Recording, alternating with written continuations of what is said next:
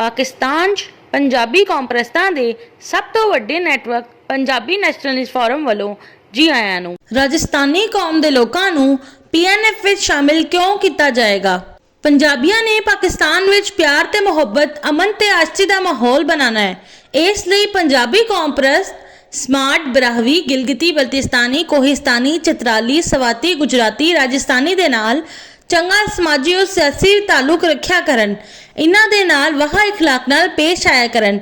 इन्हां नूं इज्जत ते एहतराम दिया करन। इन्हां दी मदद ते हौसला अफजाई करया करन। इन्हां नाल तावन करया करन। पंजाबी नैशनलिस्ट फोरम PNF दे पाकिस्तान दे हर इलाके विच जोन ने।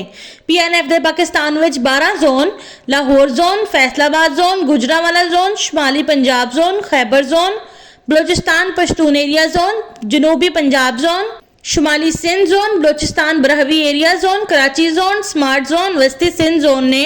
पंजाबी नैशनलिस्ट फोरम PNF दे हर जोन दा मिशन अलग अलग है।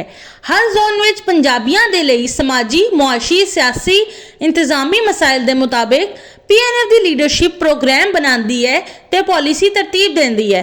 इसलिए पाकिस्तान दे हर इलाके विच समाजी, मुआशी, सियासी, इंतजामी मामलात दे बारे PNF दी लीडरशिप दा बयानिया बड़ा वाजिया है।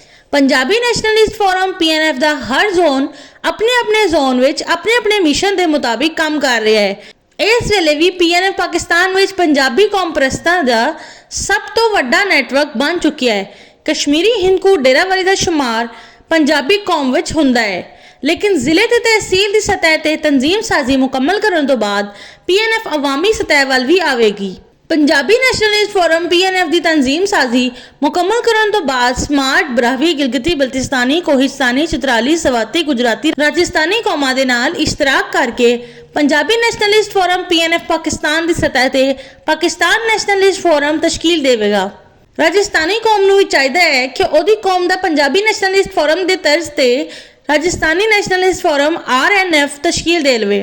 राजस्थानी कौम जदों तिकर PNF वांगू अपनी कौम दा फोरम तश्कील नहीं दे लैंदे, उस वेले तिकर लई पाकिस्तान में जिथे जिथे यूनियन कौंसल तहसील डिस्ट्रिक्ट विच राजस्थानी कौम दी अक्सरियत है, उत्थे उत्थे राजस्थानी कौम दे तालीम याफ्ता, सियासी शऊर ते क़यादत दी सलाहियत रखने वाले अफराद नूं PNF दा मैंबर डिस्ट्रिक्ट एग्जीक्यूटिव कमेटी बनाना शुरू किया जाएगा, ताकि पंजाबी नैशनलिस्ट फोरम PNF वांगू अपनी कौम दा फोरम तश्कील देन दा तरीकाकार सिखाए ते अपनी कौम दी क़यादत करन दी तरबियत देने लई राजस्थानी कौम दी अक्सरियत वाली यूनियन कौंसल तहसील डिस्ट्रिक्ट विच इन्हां नूं PNF दा यूनियन कौंसल तहसील डिस्ट्रिक्ट ऑर्गेनाइजर बनाया जा सके।